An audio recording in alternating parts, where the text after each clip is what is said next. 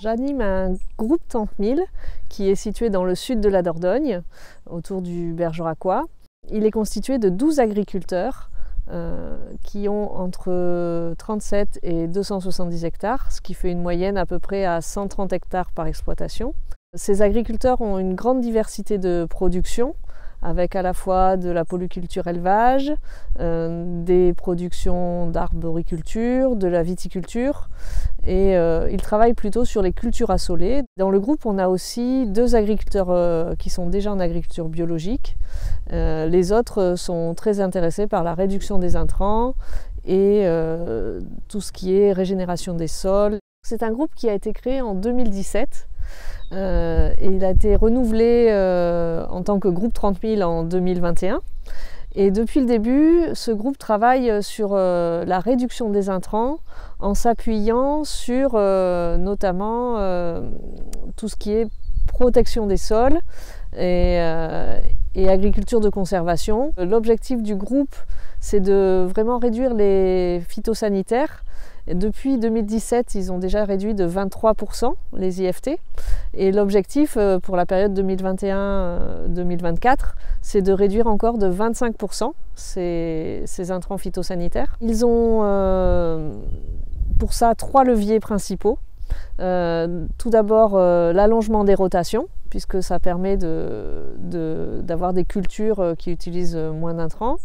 Ensuite, la réduction du travail du sol. Et enfin, la mise en place de couverts végétaux le plus longtemps possible dans l'année et dans les rotations. Je dirais qu'ils ont plutôt bien avancé, bien progressé, notamment sur la diversification des cultures, à la fois dans l'espace et dans le temps, aussi sur la réduction des phytos, et puis enfin sur les couverts végétaux. Par contre, pour certains, c'est encore un peu fragile et notamment sur la couverture végétale des sols ou sur la réduction des intrants. Il faudra confirmer ça dans les prochaines années. Il faut tenir compte aussi du fait que le groupe a un peu évolué depuis 2017. Ils sont passés de 18 membres à 12. Et ceux qui sont partis sont ceux qui avaient finalement terminé un petit peu leur transition agroécologique, notamment certains qui se sont convertis à l'agriculture biologique. À la création du groupe en 2018, certains membres ont fait remonter le besoin de pouvoir échanger en dehors des réunions en présentiel. Et donc, ils ont proposé de mettre en place un groupe WhatsApp pour l'ensemble des participants du groupe.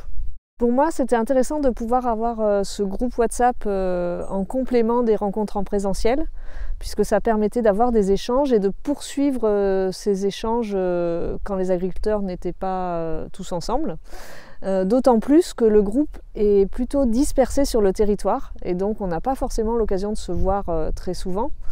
Et en plus de ça, le groupe était assez nombreux, donc ça permettait des échanges beaucoup plus intéressants par WhatsApp.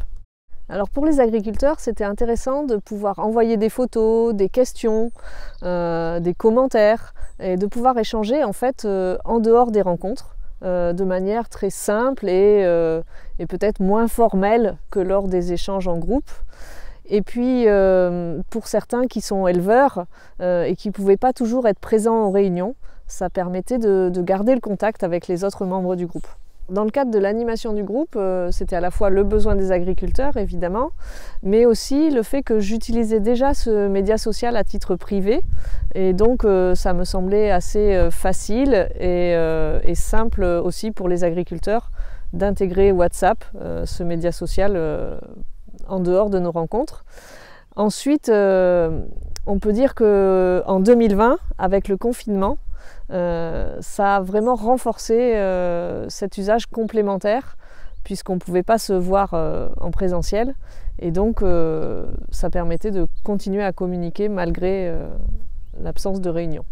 Alors donc au niveau des outils, il y a WhatsApp qui est un réseau privé, donc ça permet des échanges entre les agriculteurs. Et puis de temps en temps, j'envoie des invitations pour des webinaires ou alors des liens vers des vidéos qui sont sur des plateformes de type YouTube ou autre. Pour WhatsApp, la particularité, c'est que c'est vraiment des échanges au sein du groupe. Ils permettent aux agriculteurs d'envoyer des photos, de se donner des actualités, des infos en direct et vraiment de pouvoir échanger avec tous les autres membres. Et pour moi, ça me permet aussi de relancer le groupe pour, par exemple, inciter à partager des choses avec des questions du type est-ce que vous avez semé vos couverts ? Pensez-vous que c'est la bonne période pour semer le colza? Voilà, ce type de questions qui permet de faire réagir les agriculteurs. Donc pour ce qui concerne plutôt les autres supports, comme les webinaires ou les vidéos, donc c'est moi qui les sélectionne de manière à pouvoir vérifier les sources, à avoir une information qui soit fiable, qui soit pédagogique et qui soit aussi accessible à tous, avec des supports qui soient relativement courts pour que tous les agriculteurs puissent en profiter. Alors dans le groupe, pour le choix de WhatsApp, finalement c'était assez simple parce que c'était un média social que les agriculteurs connaissaient, qu'ils utilisaient déjà pour la plupart. En plus c'est gratuit, les échanges sont privés, donc ça reste entre les membres du groupe.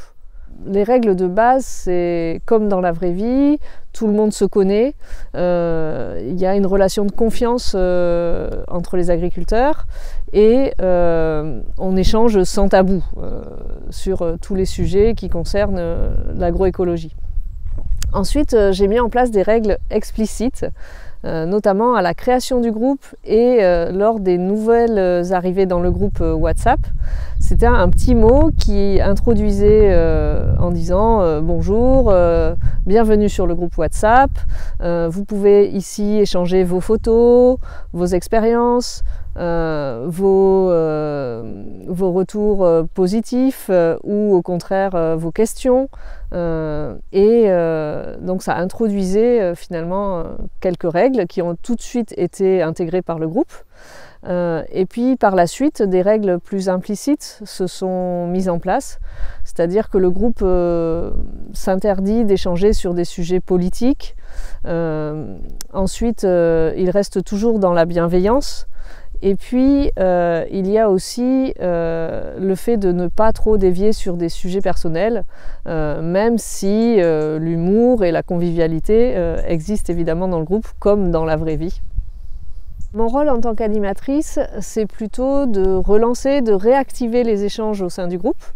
Par exemple en envoyant des questions ou des suggestions de posts de photos par exemple. Ensuite, au niveau des agriculteurs, il y a 3 agriculteurs qui ont un rôle de leader, on peut dire. C'est eux qui mettent le plus de messages et échangent le plus au sein du groupe WhatsApp.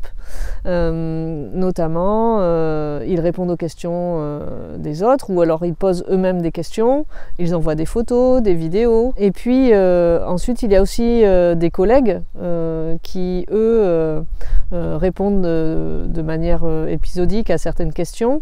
Et puis enfin, les autres agriculteurs du groupe qui sont soit des contributeurs de manière très ponctuelle ou alors qui posent des questions de temps en temps quand ils ont un sujet qui leur pose problème. Sur ce média social que nous avons choisi, la principale contrainte c'est que tous les agriculteurs puissent avoir accès à ce média social, donc avoir un smartphone et une connexion et souhaiter utiliser ce média social. Au début, il y avait un membre du groupe notamment qui n'avait pas de smartphone et donc qui n'était pas dans le média social WhatsApp. On arrivait à quand même communiquer en envoyant des mails ou des textos, mais c'est vrai que ça limite l'usage. Alors ce média social, il permet d'échanger beaucoup d'informations. Par contre, il ne permet pas de capitaliser ces informations et d'en faire des synthèses, notamment en tant qu'animatrice, j'ai besoin de pouvoir réutiliser toutes les expériences des agriculteurs pour en sortir des références, des données qui soient transmissibles. Et donc, c'est la principale limite en fait du média social. Alors, la première condition, c'est vraiment que tous les agriculteurs soient motivés pour utiliser ce média social. Et s'il y a un ou deux récalcitrants, essayez de les convaincre pour que vraiment tout le monde soit sur le groupe. Ensuite, je dirais une seconde condition, c'est de pouvoir y consacrer un petit peu de temps en tant qu'animatrice, ou alors de pouvoir déléguer ce temps à un agriculteur qui anime le média social. L'intérêt, c'est de pouvoir échanger des photos, des vidéos, poser des questions et donc progresser ensemble grâce à ce média social. C'est complémentaire des réunions physiques, effectivement. Pour certains qui n'osent pas poser de questions, des fois en présentiel, c'est une manière aussi, derrière l'outil, de pouvoir poser des questions qui peuvent être un petit peu difficiles à aborder. Et puis, au niveau du groupe, en complément du présentiel, ça permet de garder le lien, d'avoir un fil conducteur. Alors, le réseau social, il apporte surtout une occasion de partager ensemble et de se soutenir entre les réunions présentielles. Pour tout le reste, capitaliser, déclencher de nouvelles expérimentations, échanger sur des aspects très techniques, ça se fait plutôt lors des réunions en présentiel. Je dirais que c'est un bon complément à l'animation en présentiel, que c'est très facile à utiliser, que ça ne demande pas beaucoup de temps finalement. Et puis au niveau du groupe, ça renforce l'autonomie du groupe, donc finalement ça allège le travail de l'animateur. Et puis ça permet aussi au groupe de garder des échanges entre les réunions et d'apporter aussi de la convivialité puisqu'ils trouvent ça sympa.